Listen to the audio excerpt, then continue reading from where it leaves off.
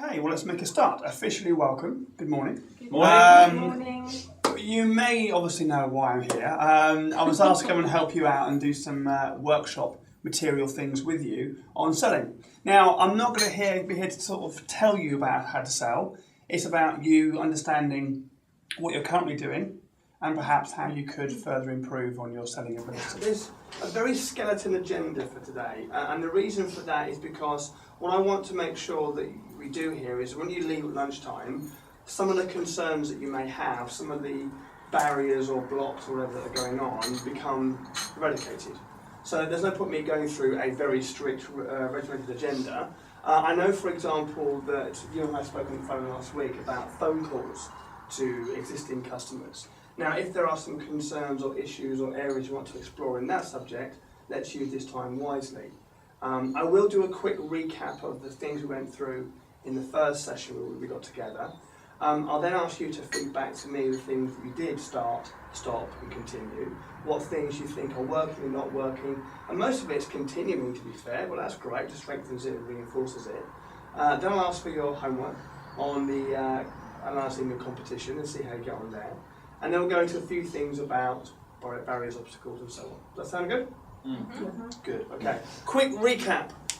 When we got together for the first time, the whole nucleus of our session with you was those four stages of selling. And we went into different examples. The first one was intro, and in that subject we spoke about different communication styles, and we understood who in the room was more amiable, analytical, driving, expressive and so on, and how we might adapt our style for our audience, which for most of us is difficult because we've been doing that for years. That's our natural style. But to be able to join people in their world and talk their language, we might have to be a bit more flexible in our approach. We spoke about the two aspects was developing personal credibility. Do I like you? Does a person like you?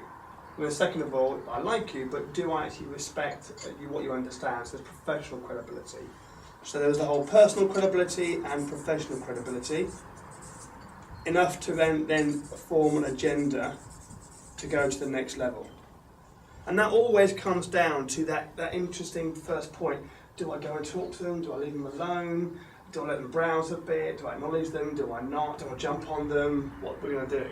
And we spoke at length about that last time, so I've been intrigued to find out if you've done things slightly differently or the same since we last got together.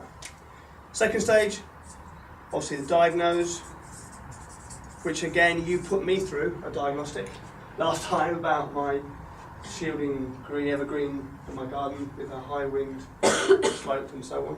See, I remember that. And the whole thing there was, again, using the right questions to find out what the customer really does want. And then you give them what they need. And that struck me as something that you constantly do because two things really. A, you know your stuff, and B, you're passionate about what it is you do. And you can't train that in people. If you are passionate about, and let's be very cynical, very basic for a moment, if you're passionate about the product that you're selling, or whatever that may be, in your case it's plants and services of that nature, then it's far easier to sell than someone who's doing it just as a living. Believe it or not, some people are passionate about 30 pence, and therefore they sell them really, really well. Others are like, it's a pain, but I'll try and sell it. They have to get passionate about doing it, whereas you've already got that level of ability because it's something you're interested in doing, not just it's a Saturday job, stacking shelves. So diagnose the wants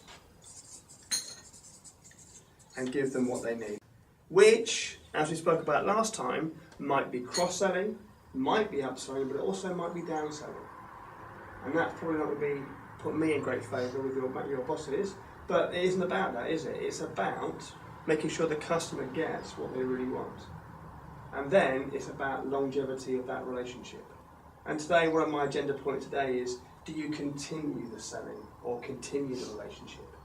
And selling doesn't discontinue when you've actually had the purchase. It's beyond that, isn't it?